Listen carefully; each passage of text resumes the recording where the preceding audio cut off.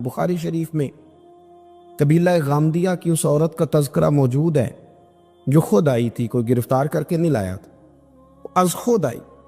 احساس پیدا ہو گیا نا گناہ کا۔ یہاں بہت ساری غلطیاں کر کے بھی لوگ جب اپنی بات کرتے ہیں تو کہتے ہیں کبھی یاد تو نہیں کسی کے ساتھ زیادتی کی ہو، یاد تو نہیں کبھی کسی کا، بھئی آپ نے اتنے بڑے ولی ہونے کا دعویٰ کر دیے۔ انسان تو انسان رہتا ہے۔ بڑے بڑے لوگ کہہ گئے کہ یا اللہ اگر انجانے میں بھی بھول گئے ہیں تو ہم سے درگزر فرما، لیکن جب ہم تیار ہی نہیں ماننے کو۔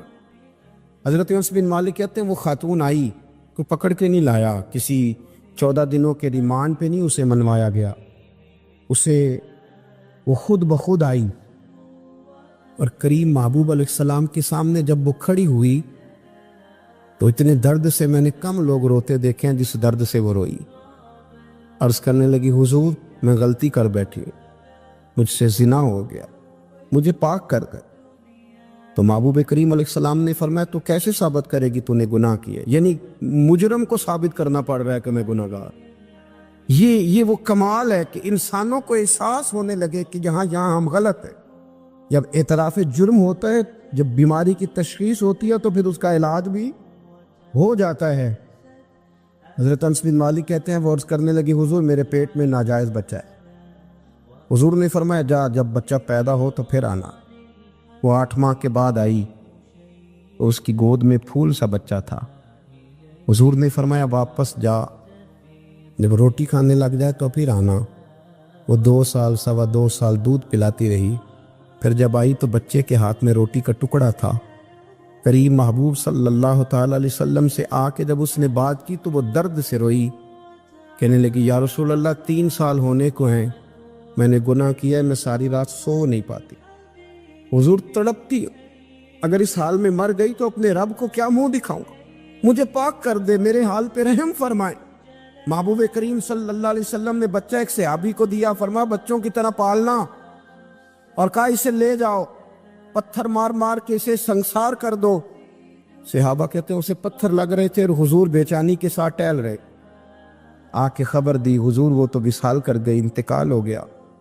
فرمایا یہاں تک تو بات اس کی تھی۔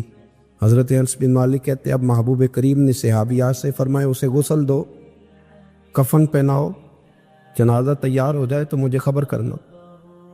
حضرت انس بن مالک کہتے ہیں غسل ہوا، کفن ہوا، جنازہ تیار ہوا تو حیران ہم تب ہوئے جب میرے محبوب نے فرمایا صفے بناؤ، میں خود جنازہ پڑھاؤں گا، میں خود جنازہ پڑھاؤں۔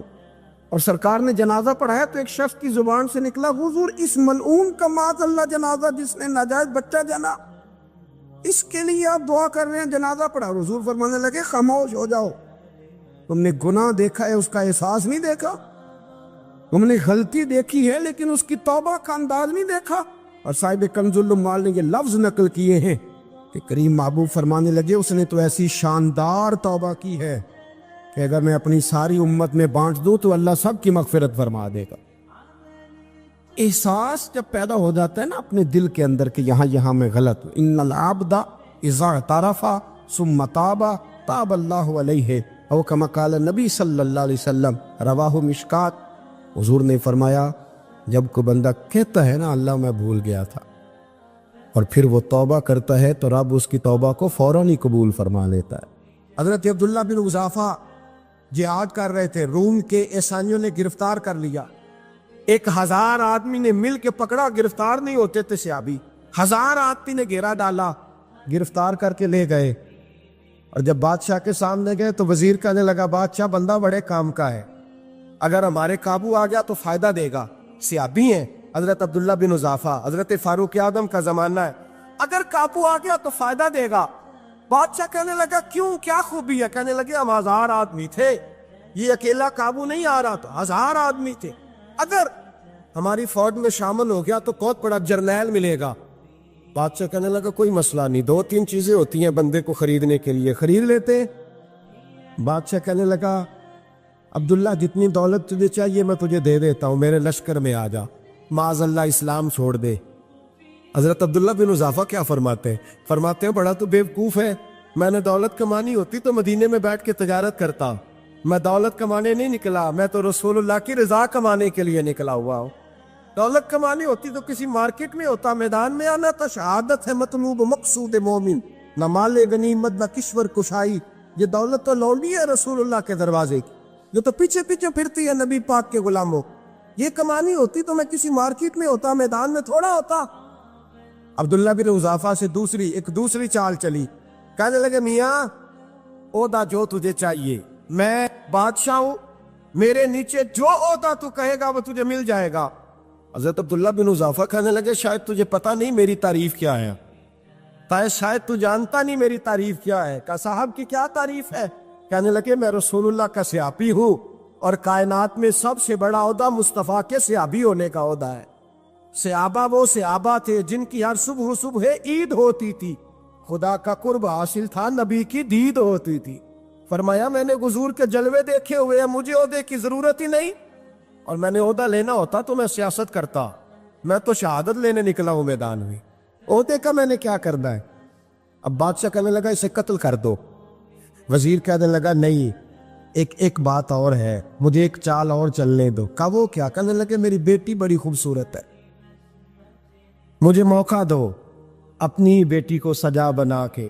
وہ جوان جس کی جوانی اتنی بڑی ہے کہ 1000 آدمی مقابلے میں کھڑا نہیں ہوتا، اس جوان کے کمرے میں رات کی تنہائی میں بنا سوار کے بی بی کو بھیجا۔ وہ بی بی کہتی ہے میں ساری رات بن سور کے اس صحابی کے کمرے میں بیٹھی رہی، لیکن یہ کیا شخص تھا، ساری رات ہی مصلے پہ بیٹھا رہا، ساری رات ہی۔ کچھ دیر تھک جاتا تو یہ کریم رسول پہ درود پڑھنا شروع کر دیتا۔ بی بی کہتی ہے سحری ہو گئی تو میں نے چھو کے دیکھا کہ انسان ہے کہ جن ہے، یہ بندہ ہے کہ فرشتہ ہے، چھو کے دیکھا۔ کہنے لگے پیچھے ہٹ جا۔ میں نے کہا میں نے تو سنا تھا تو 1000 کے مقابلے میں ہے، اور تو اتنا بے حصہ ہے کہ بنی صبری دلہن بیٹھی ہے، تو نے نظر نہیں کی؟ عبداللہ بن حذافہ، بی بی کہتی ہے نظر پھر نہیں اٹھائی، نظر پھر جھکی ہوئی ہے۔ کہنے لگے بی بی میں مجبور ہوں، اب میرے اوپر کوئی حسن نہیں چلتا، میں نے جلوائے بددہا کا دیدار کیا ہوا ہے، اب میری نگاہوں میں جچتا نہیں کوئی، اس لیے کہ جیسے میرے سرکار ہے ایسا نہیں کوئی۔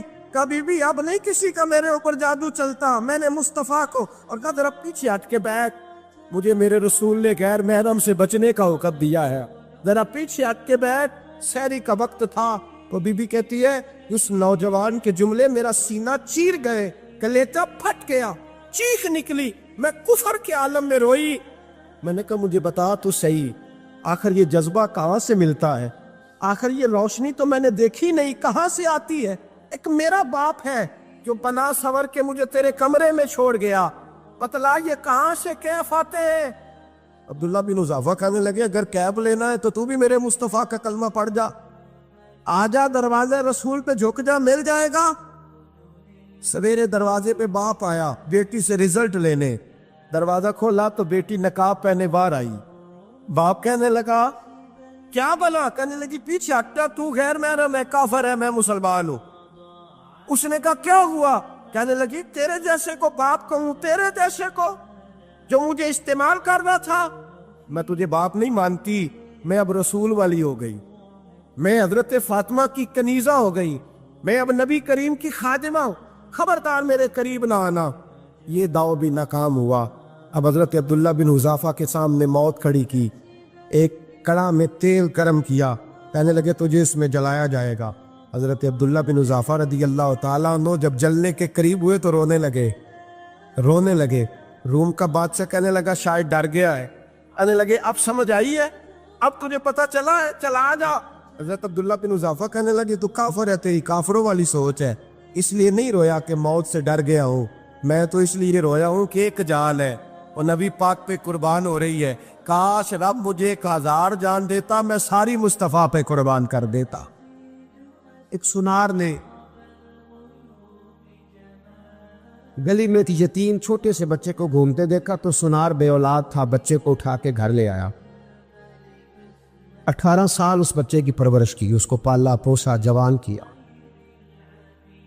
سنار کے پاس وہ دکان پہ چلا جاتا، وہ کئی دفعہ دکان پہ رہتا، کئی دفعہ گھر میں رہتا۔ ایک دفعہ وہ دکان پہ تھا، بچہ گھر تھا، 18 سال کا جوان، اس کی بیوی اکیلی تھی۔ وہ جس نے ماں بن کے پالا تھا اس نے اسی پہ حملہ کر دیا، اس کا بازو بری نیت سے تھاما۔ بیوی چیخی، تھوڑی دیر گزری تو وہ نوجوان پیروں میں بیٹھ گیا، کہنے لگا اماں پتہ نہیں مجھے کیا ہوا۔ شام کو سنار آیا، بیوی چیخنے لگی، چلانے لگی، کہنے لگی آج عجیب بات ہوئی، جس کو میں نے جگر کا خون دے دے